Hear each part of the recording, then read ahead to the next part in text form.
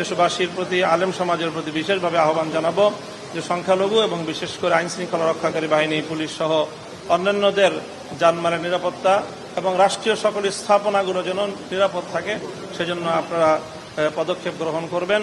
দেশে একটি অরাজক পরিস্থিতি বিরাজমান রয়েছে। এই পরিস্থিতিতে দেশকে উদ্ধার করার জন্য, দেশে আইন শৃঙ্খলা পরিস্থিতি স্বাভাবিক করার জন্য, জনগণের জানমালের নিরাপত্তা নিরাপত্তা প্রতিষ্ঠিত করার জন্য কঠোরভাবে পদক্ষেপ গ্রহণ করা হবে এবং সেই ক্ষেত্রে সশস্ত্র বাহিনী যে কোনো পদক্ষেপ নেবে সে জনস্বার্থে, সেটাকে আমরা সকলেই স্বাগত জানিয়েছি এবং আহ্বান জানিয়েছি।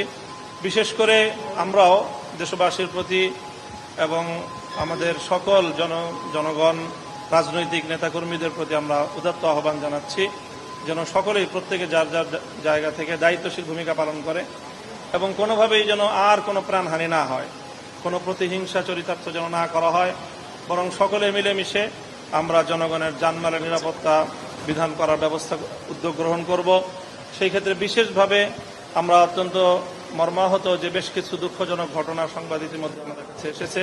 দেশের বিভিন্ন প্রান্তে আইন শৃঙ্খলা রক্ষাকারী বাহিনী, বিশেষ করে পুলিশের উপর অনেক বড় ধরনের বেশ কিছু আক্রমণ হয়েছে।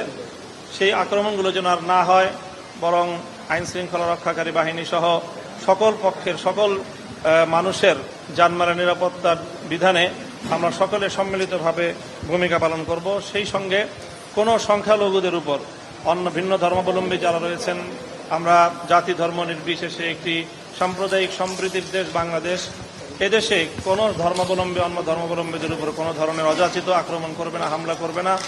কাজে এই অরাজকতার সুযোগ নিয়ে বা এই বিশৃঙ্খলার এবং এই বর্তমান রাজনৈতিক পট পরিবর্তনের সুযোগ নিয়ে কেউ যেন সেই ধরনের কোনো পদক্ষেপ গ্রহণ করতে না পারে, সেজন্য আমরা বিশেষভাবে সকল দেশবাসীকে আহ্বান জানাচ্ছি। বিশেষ করে রাজনৈতিক নেতৃবৃন্দ যারা রয়েছেন, আমাদের ইমাম সাহেবান যারা রয়েছেন, আলেম ওলামা যারা রয়েছেন, তাদের ক্ষেত্রে একটি অগ্রণী ভূমিকা পালন করতে হবে।